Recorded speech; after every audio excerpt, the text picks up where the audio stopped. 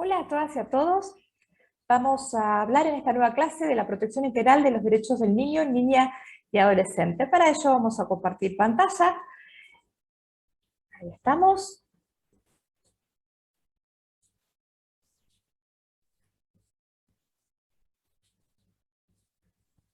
Bien. Y hoy vamos a hablar de la protección integral de los derechos de niños, niñas y adolescentes. Y con ello vamos a hablar de la ley 26.061 de la Convención de los Derechos del Niño. Bien, ¿qué entendemos por niño? ¿Sí? Vamos a empezar diciendo lo que dice el Código Civil y Comercial de la Nación en su artículo 25, donde nos dice que menor de edad es la persona que no ha cumplido aún 18 años, ¿sí? Mientras tanto, el Código también denomina adolescente a la persona menor de edad que cumplió 13 años. Hablemos ahora de lo que es el maltrato infantil, ¿sí? Bien, el maltrato infantil lo podemos definir como los abusos, la desatención, de la cual son objeto los menores de 18 años, incluye todo tipo de maltrato físico o psicológico, abuso sexual, desatención, negligencia, explotación comercial o de otro tipo que causen o puedan causar un daño a la salud, desarrollo o dignidad del niño, o poner en peligro su supervivencia en el contexto de una relación de responsabilidad, confianza o poder. La exposición a la violencia de pareja también la podemos incluir dentro de las formas de maltrato infantil. Precisamente el artículo 9 habla del derecho a la dignidad y a la integridad personal. Las niñas, niños y adolescentes tienen derecho a la dignidad como sujetos de derechos y de personas en desarrollo, a no ser sometidos a trato violento, discriminatorio, vejatorio, humillante, intimidatorio, a no ser sometidos a ninguna forma de explotación económica, torturas, abusos o negligencias, explotación sexual, secuestros o tráficos para cualquier fin o cualquier forma o condición cruel o degradante. Las niñas, niños y adolescentes tienen derecho a su integridad física, sexual, psíquica y moral. Las personas que tome conocimiento de malos tratos o de situaciones que atenten contra la integridad psíquica, física, sexual o moral de un niño, niña o adolescente, o cualquier otra violación a sus derechos, debe comunicar a la autoridad local de aplicación de la presente ley. Los organismos del Estado precisamente deben garantizar programas gratuitos de asistencia y atención integral que promuevan la recuperación de todas las niñas, niños y adolescentes. Pero hablemos de maltrato infantil. ¿Cuántos tipos hay de maltrato infantil? Bien, dentro del maltrato infantil podemos incluir no solo el maltrato físico, también el maltrato y abandono emocional, el abandono físico o negligencia, el abuso sexual, la explotación laboral, corrupción, inducción a conductas antisociales, el síndrome de Munchausen. Bien, hablemos primero de maltrato físico. Cuando hablamos de maltrato físico, hoy sí, es el golpe, ¿sí? Y el maltrato físico muchas veces se excusa, ¿sí? Con el castigo para educarlo, ¿sí? El castigo con el objeto de educación, el castigo porque el niño me produce un rechazo, el castigo porque me gratifica golpear, ¿sí? El castigo porque descargo mi bronca, descargo mi furia, ¿sí? Con ese menor, ¿sí? Que es el punto donde van a ir los golpes. Bien, esto en cuanto al maltrato físico, ¿sí? El maltrato y el abandono emocional, en cambio, tiene que ver con la ausencia de manifestaciones emocionales, la falta de cariño, la agresión verbal, la falta de afecto, la ausencia de ternura o contacto con ese niño o niña, ¿sí? Que a veces es hasta más doloroso que el golpe. El abandono físico o negligencia, ¿sí? Muchas veces el abandono tiene que ver con la negligencia, la actitud de descuidar, de despreocuparse, de desatender al niño o niña en sus necesidades básicas y primarias, sin tener presente la vulnerabilidad y la dependencia físico-emocional de ese niño o niña en sus etapas evolutivas, ¿no es cierto? Bien, el abuso sexual es otra forma de violencia, otra forma de maltrato infantil. Implica tanto un maltrato físico como emocional y puede ser definido como aquellos actos realizados por un adulto con una niña, niño o adolescente con el objeto de obtener gratificaciones sexuales y de su posición de poder o autoridad. También Otro tipo de maltrato es la explotación laboral, corrupción, inducción a conductas antisociales, obligar al niño, niña o adolescente a la realización continua de trabajos que exceden los límites de sus fuerzas, que lo pongan en riesgo o que deberían ser realizados por adultos, ¿sí? Cuando ponemos al niño en el lugar donde un adulto debería estar. Bien. Finalmente, el síndrome de Munchausen, donde hay situaciones en las que los padres someten a los niños, niñas, a continuos ingresos a servicios de salud, examen médicos, inventando síntomas y o patologías que realmente el niño no las padece. Los padres pueden causar enfermedades o desorden a un hijo o hija con el objeto de llamar la atención o lograr otro beneficio personal. Como consecuencia de todo esto, independientemente de las secuelas físicas que desencadenan directamente la agresión producida por el abuso físico-sexual, todos los subtipos de maltrato dan lugar a diversos trastornos. Las consecuencias más comunes, y bueno, aislamiento social, problemas de socialización, agresividad, abuso de sustancias, ¿no? De alcohol, drogas, conductas delictivas, problemas de aprendizaje, de atención, de concentración, bajo rendimiento escolar, ausentismo, problemas de conductas en general, baja autoestima, alteraciones del sueño, estrés, hiperactividad, hostilidad, cambio de humor, impulsividad, miedo a la relación con las personas, sexualidad, conductas sexuales inapropiadas, agresivas, suicidio, autolesiones, y la lista puede continuar, ¿sí? Bueno, este maltrato va a tener que ser evaluado, ¿sí? Las evaluaciones de riesgo en el maltrato infantil va a estar a cargo del informe técnico que va a ayudar, por supuesto, al juez a tener una visión amplia y ajustada acerca de la situación familiar para poder tomar así medidas de protección adecuadas, las que necesite en ese caso concreto, ¿no es cierto? Ante una denuncia de maltrato infantil, siempre vamos a tener en consideración lo que se está denunciando, es decir, lo que aparece como motivo de la denuncia, las explicaciones o los relatos originales que nos dan quienes están denunciando, y por supuesto, la trama familiar, es decir, el entorno, el contexto, aquello que contextualiza a esa denuncia, ¿sí? En cuanto a las entrevistas en el ámbito judicial, el idioma del niño y del adulto presentan diferencias sustanciales, ¿sí? Iguales palabras, distintos significados. ¿Qué pasa por la cabeza del niño, niña o adolescente? ¿Cuál es la realidad que nos quieren contar? ¿Sí? ¿Qué es lo que le pasa en ese momento? Quien lo entreviste tiene que evaluar todas esas circunstancias, ¿sí? El evaluador debe conocer la problemática de la familia, mantener su propia ansiedad y manejarla, por supuesto, debe estar dispuesto a realizar una observación muy rigurosa y debe estar dispuesto a jugar con lo que el niño proponga, ¿sí? A ponerse a la altura del niño y con lo que él proponga tratar de buscar a ver qué está sucediendo, tanto en los hechos como en la cabeza de ese niño. Bien, en cuanto al marco normativo, vamos a mencionar la Convención de los Derechos del Niño, que como lo hemos visto en reiteradas oportunidades, con la reforma del 94, el artículo 75, inciso 22, segundo párrafo, enumera los tratados internacionales de derechos humanos y les da jerarquía constitucional, y ahí entra entonces la Convención sobre los Derechos del Niño, y por supuesto la Ley 26.061, que es la Ley de Protección Integral de Niños, Niñas y Adolescentes. Bien, los lineamientos de esta 26.061 es primordialmente defender los derechos de niños, niñas y adolescentes, responsabilidad de los organismos estatales y, por supuesto, la máxima exigibilidad de los derechos reconocidos. Vamos a entender que el interés superior del niño es prioridad, es la máxima satisfacción integral y simultánea de los derechos y de las garantías reconocidos en esta ley.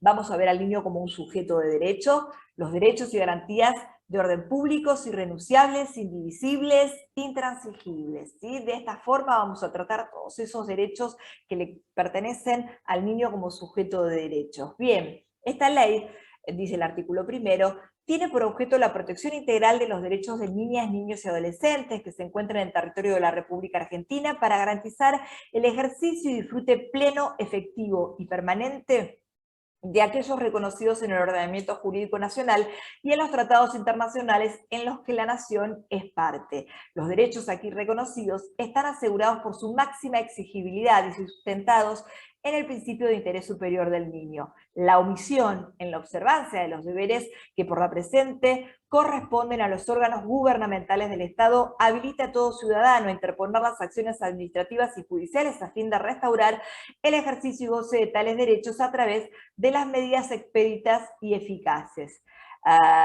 El artículo segundo dice, en cuanto al marco de aplicación obligatoria de la Convención, ¿no es cierto? La Convención sobre los Derechos del Niño es de aplicación obligatoria en las condiciones de su vigencia, en todo acto, decisión o medida administrativa, judicial o de cualquier naturaleza que se adopte respecto de la persona hasta los 18 años de edad. Las niñas, niños o adolescentes tienen derecho a ser oídos y atendidos cualquiera sea la forma en que se manifiesten en todos los ámbitos. Los derechos y las garantías de los sujetos de esta ley son de orden público, irrenunciable, interdependiente, indivisibles, intransigibles. Bien, vamos a hablar del interés, ¿sí?, superior del niño, niña, adolescente, que es el pilar básico donde se estructura esta ley, donde se estructura también nuestro Código Civil y Comercial que entró en vigencia en agosto del 2015. Bien, el artículo 3 habla del interés superior y sostiene que a los efectos de la presente ley se entiende por interés superior del niño, niña y adolescente la máxima satisfacción integral y simultánea de los derechos y garantías reconocidos en esta ley.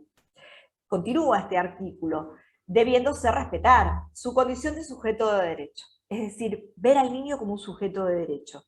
El derecho de las niñas, niños y adolescentes a ser oídos y que su opinión sea tenida en cuenta. El respeto al pleno desarrollo personal de sus derechos en su medio familiar, social y cultural. Su edad, grado de madurez, capacidad de discernimiento y demás condiciones personales. El equilibrio entre los derechos y garantías de las niñas, niños y adolescentes y las exigencias del bien común. Su centro de vida, se entiende entendiéndose por centro de vida, el lugar donde las niñas, niños y adolescentes hubiesen transcurrido en condiciones legítimas la mayor parte de su existencia. Este principio rige en materia de patria potestad, pautas a las que se ajustarán el ejercicio de la misma, filiación, restitución del niño, la niña o el adolescente, adopción, emancipación y todas circunstancias vinculadas a las anteriores, cualesquiera sea el ámbito donde deba desempeñarse, cuando exista conflicto entre los derechos e intereses de las niñas, niños y adolescentes frente a otros derechos e intereses igualmente legítimos, prevalecerán los primeros, es decir, prevalecerán los derechos de la niña, niño o adolescente, ¿sí? En cuanto aquí yo mencioné patria potestad, hoy por hoy en nuestro nuevo código hablamos de responsabilidad parental. Bien, las tres dimensiones, ¿sí?, de este sistema que implementa, este sistema de protección integral que es implementado por la 26.061, se va a dar, por un lado, políticas públicas, por otro lado, medidas de protección integral y finalmente, medidas de protección de carácter excepcional. Cuando hablamos de políticas públicas, el artículo 4 nos dice, entendemos dentro de esas políticas públicas el fortalecimiento del rol de la familia en la efectivización de los derechos de las niñas, niños y adolescentes, la descentralización de los organismos de aplicación y de los planes y programas específicos de las distintas políticas de protección de derechos, a fin de garantizar mayor autonomía, agilidad y eficacia, gestión asociada a los organismos de gobiernos en sus distintos niveles en coordinación con la sociedad civil, con capacitación y fiscalización permanente, promoción de redes intersociales y intersectoriales locales, propiciar así la constitución de organizaciones y organismos para la defensa y la protección de los derechos de las niñas, niños y adolescentes. Bien, el artículo 5 también habla de la responsabilidad gubernamental. Los organismos del Estado tienen la responsabilidad indelegable de establecer, controlar y garantizar el cumplimiento de las políticas públicas con carácter federal. En la formulación y ejecución de las políticas públicas y su prestación es prioritario para los organismos del Estado mantener siempre presente el interés superior de las personas sujetos de esta ley y la asignación privilegiada de los recursos públicos que la garanticen. Toda acción u omisión que se oponga a este principio constituye un acto contrario a los derechos fundamentales de las niñas, niños y adolescentes. Continúa este artículo: las políticas públicas de los organismos del Estado deben garantizar absoluta prioridad en el ejercicio de derechos de las niñas, niños y adolescentes. La prioridad absoluta implica protección y auxilio en cualquier circunstancia, prioridad en la exigibilidad de la protección jurídica cuando sus derechos colisionen con los intereses de los adultos, de las personas jurídicas privadas o públicas, preferencia en la atención, formulación y ejecución de políticas públicas, asignación privilegiada e intangibilidad de los recursos públicos que la garanticen y preferencia de atención en los servicios esenciales. Hasta aquí, políticas gubernamentales. Ahora vamos a hablar de las medidas de protección integral. Estas van de los artículos 33 a 38 de la ley. El artículo 33 habla de las medidas de protección integral de derechos y explica la ley, y este artículo 38, que son aquellas emanadas del órgano administrativo competente local ante la amenaza o violación de los derechos o garantías de uno o varias niñas, niños o adolescentes individualmente considerados, con el objeto de preservarlos, restituirlos o reparar sus consecuencias. La amenaza o violación a que se refiere este artículo puede provenir de la acción o omisión del Estado, la sociedad, los particulares, los padres, las familias, representantes legales o responsables, o de la propia conducta de la niña, niño o adolescente. La falta de recursos materiales de los padres, de la familia, de los representantes legales o responsables de las niñas, niños y adolescentes, sea circunstancial, transitorio o permanente, no autoriza la separación de su familia nuclear ampliada con quien mantenga lazos afectivos, ni su institucionalización. Vale decir que el ser pobre no hace que se separe el niño de una familia. Esto que quede bien grabado, ¿no es cierto? Las medidas de protección de derechos tienen como finalidad preservar, ¿sí?, la preservación o restitución a las niñas, niños o adolescentes del disfrute, goce y ejercicio de los derechos vulnerados y la reparación de sus consecuencias.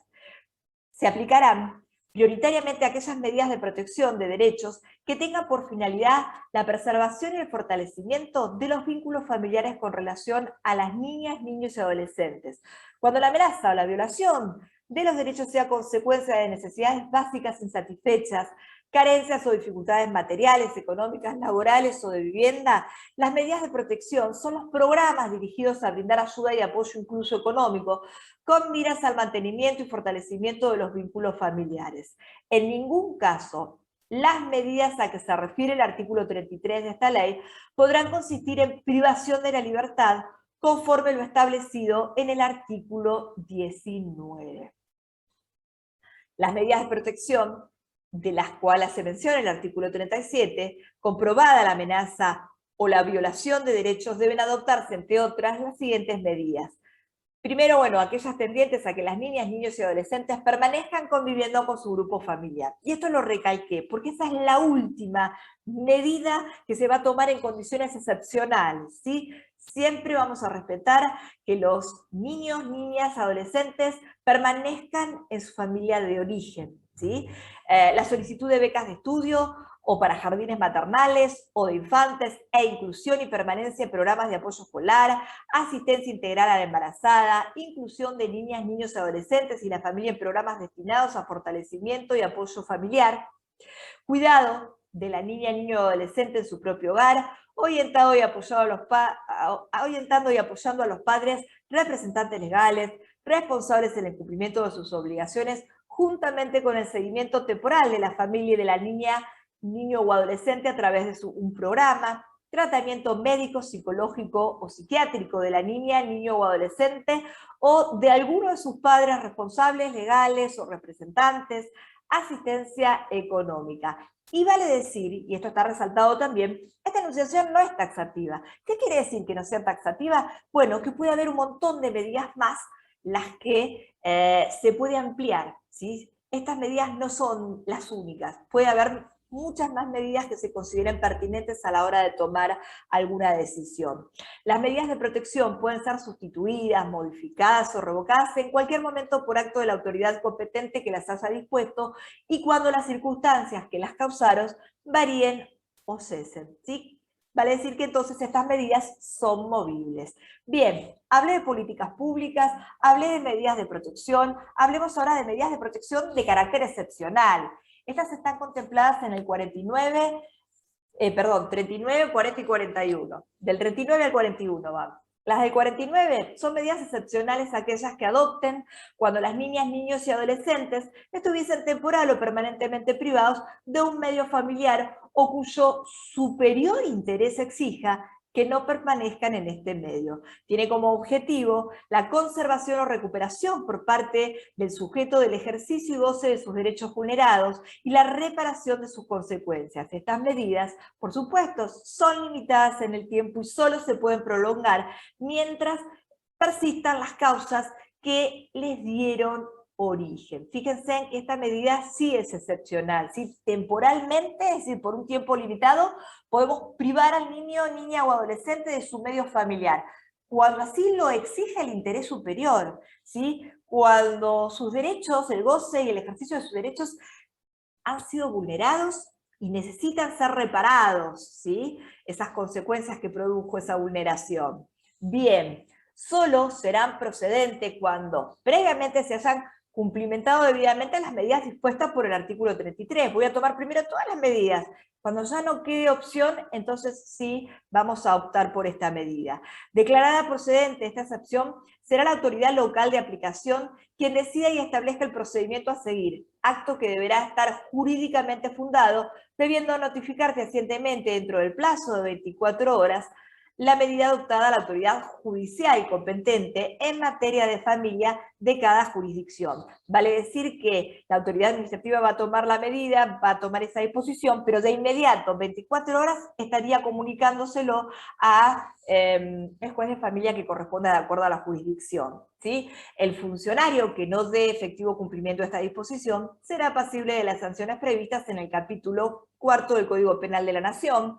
La autoridad competente de cada jurisdicción en protección de los derechos de las niñas, niños y adolescentes dentro del plazo de 72 horas de notificado con citación y audiencia de los representantes legales, deberá resolver la legalidad de la medida. Resuelta la misma, la autoridad judicial competente deberá derivar el caso a la autoridad local competente de aplicación para que ésta implemente las medidas pertinentes. Finalmente, el artículo 41 habla de permanencia temporal en ámbitos familiares considerados alternativos, ¿sí? Las medidas consisten en buscar, es decir, buscar e individualizar personas que estén vinculadas a ellos. El artículo dice, las medidas consisten en la búsqueda e individualización de personas vinculadas a ellos a través de líneas de parentesco, por consanguinidad, por afinidad o con otros miembros de la familia ampliada o de la comunidad, según la costumbre local, en todos los casos teniendo en cuenta la opinión de las niñas, niños y adolescentes. Los voy a escuchar,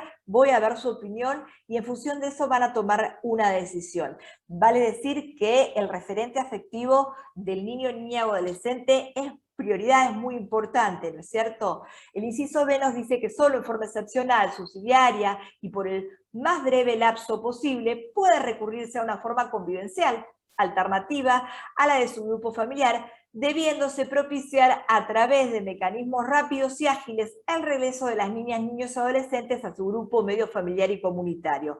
Al considerar las soluciones, se presentará especial atención a la continuidad de la educación de las niñas, niños y adolescentes, a su origen étnico, religioso, cultural y lingüístico, y estas medidas deberán ser supervisadas por el organismo administrativo local competente y judicial interviniente. Las medidas se implementarán bajo formas de intervención no sustitutivas del grupo familiar de origen, con el objeto de preservar la identidad familiar de las niñas, niños y adolescentes.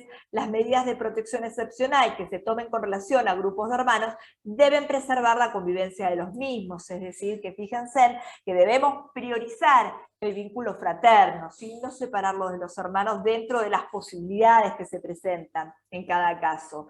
En ningún caso las medidas de protección excepcionales pueden consistir en la privación de libertad y no podrá ser fundamento para la aplicación de una medida excepcional la falta de recursos económicos, físicos, de políticas o programas de organismos administrativos, ¿sí?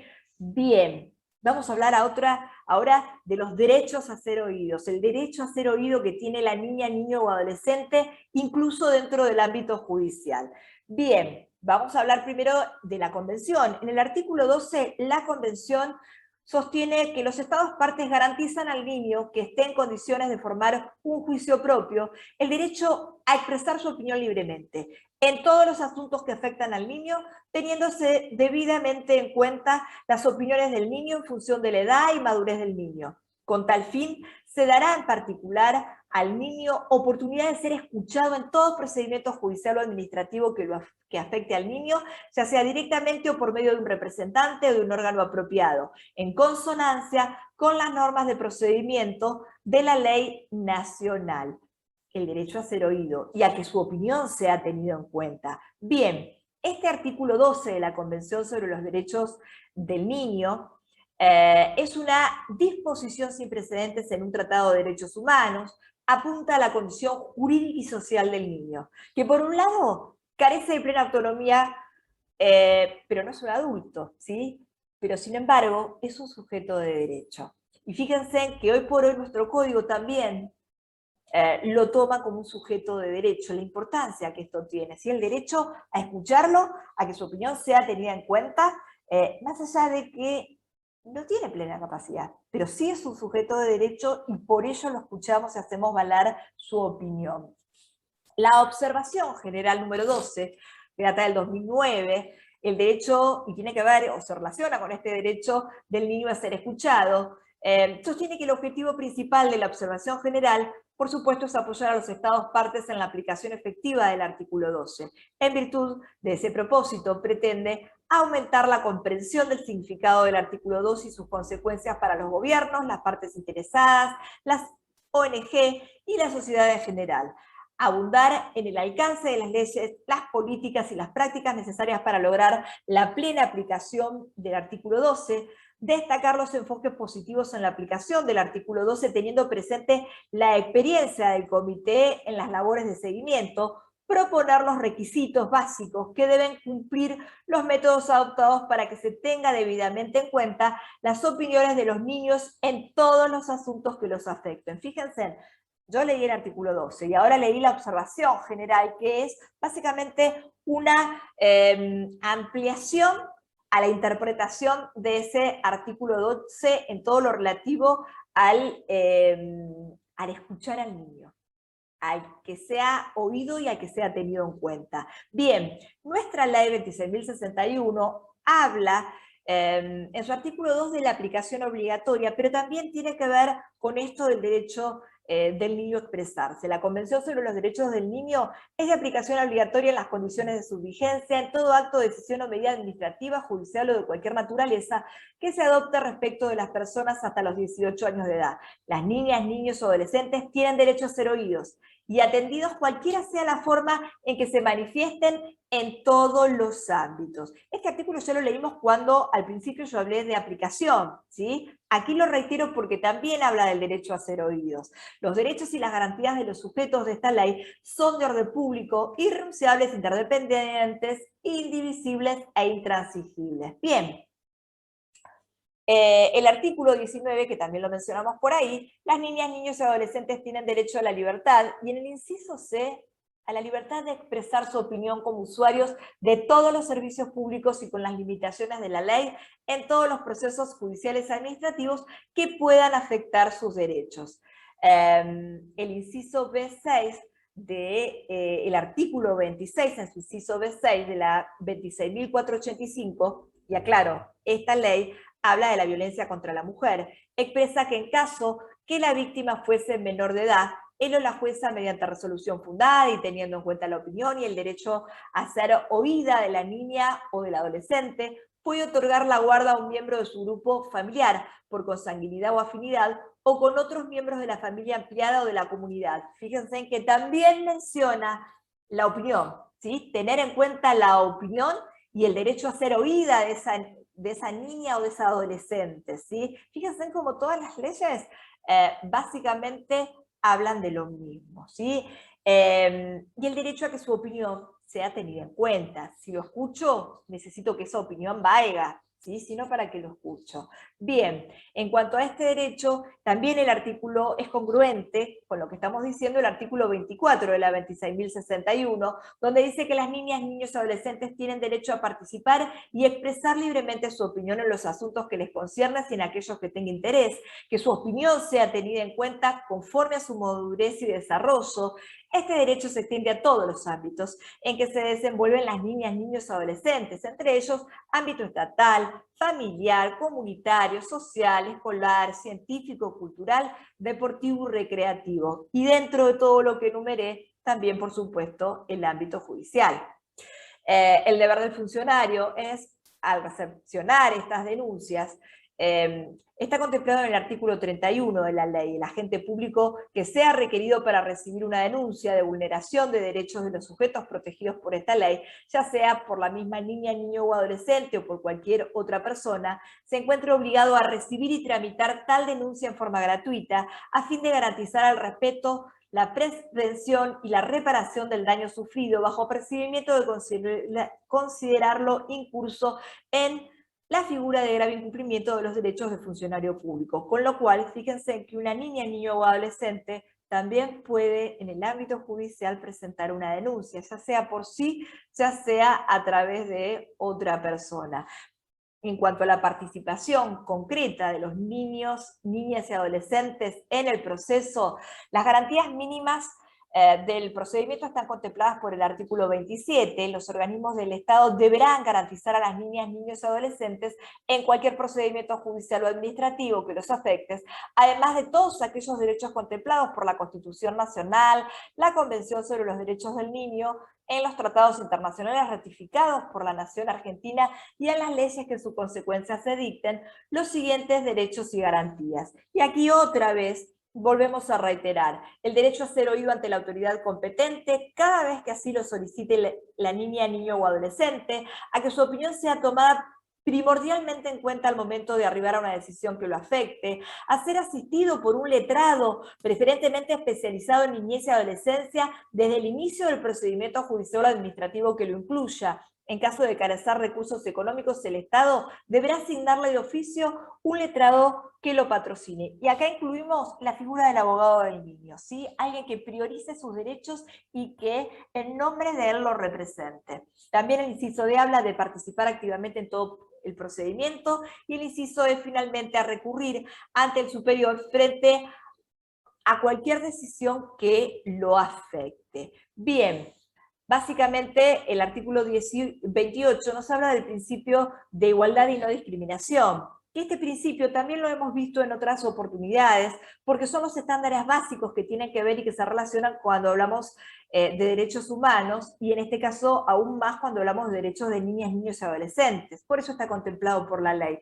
Las disposiciones de esta ley se aplican por igual a todas las niñas, niños y adolescentes, sin discriminación alguna fundada en motivos raciales, de sexo, color, edad, idioma, religión, creencias, opinión política, cultura, posición económica, origen social o étnico, capacidades especiales, salud, apariencia física o impedimento físico de salud, el nacimiento o cualquier otra condición del niño, de sus padres o de sus representantes legales.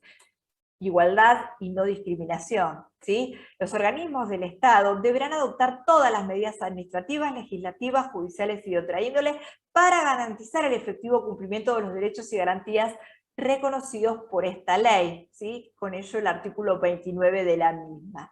Bien, esto ha sido todo. Les agradezco que hayan estado del otro lado participando de esta clase, y nos estamos viendo próximamente. Adiós.